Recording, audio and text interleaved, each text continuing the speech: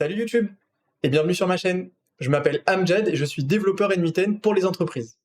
Dans cette vidéo, j'aimerais partager avec vous ce que j'appelle la base d'un workflow. Ce sont des workflows que je garde avec moi et qui me servent simplement de base lorsque je crée d'autres workflows un peu plus complexes. Celui-ci se dirige plutôt vers la gestion client dans le domaine de l'immobilier. Sans plus tarder, on va voir ça en détail. Si jamais ce contenu te plaît, n'hésite pas à t'abonner à ma chaîne, à laisser un like et à me donner ton avis sur mon contenu. Puisqu'une démonstration vaut toujours mieux que 1000 mots, passons à la démonstration.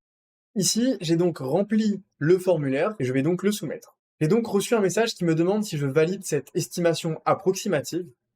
Ici, on va donc l'approuver. Et vous le voyez, le client a reçu un mail avec une estimation approximative et même un bouton pour prendre rendez-vous s'il souhaite le prendre directement. Avec ça, le taux de conversion de vos prospects explose. Et ça, on peut même l'automatiser complètement, ce qui fait qu'il n'y aurait plus aucune interaction humaine et tout serait réglé automatiquement afin que vous puissiez vous concentrer sur l'essentiel, c'est-à-dire les clients que vous avez à l'instant T. Désormais, parlons du workflow N8N. Ici, nous avons donc notre fameux formulaire, qui est tout simplement le form N8N Form, qui nous permet de créer des formulaires sur mesure.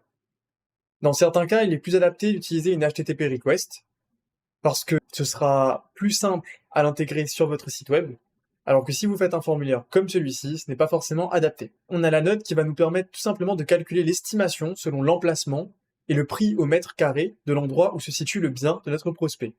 La troisième note, donc Send the Post, va tout simplement nous permettre de recevoir les informations qui ont été diagnostiquées par notre code et de vérifier ces informations, puisque c'est nous l'expert, mais ce n'est pas N8N. Ainsi, on garde le contrôle. Cette note peut être retirée si vous avez confiance en votre code et si votre client, évidemment, a envie d'automatiser au maximum son processus. Elle n'est pas nécessaire. La note switch, qui est une des plus importantes et qui va nous permettre soit d'annuler le processus, puisque notre workflow a peut-être fait une erreur d'estimation ou quoi que ce soit, ou bien de continuer et donc d'enregistrer les clients dans une base Airtable, d'envoyer un mail au prospect. Nous-mêmes, on va recevoir un message Telegram pour nous dire que le prospect a bien été traité. Comme vous le voyez, le workflow n'est vraiment pas compliqué une fois qu'on y jette un œil. C'est quelques nodes, mais ces quelques nodes sont totalement modulables. Par exemple, si une fois que j'ai cancel, je veux quand même enregistrer mon client, j'ai tout simplement à placer cette node ici, et au lieu de devoir refaire tout mon workflow, je gagne du temps considérable.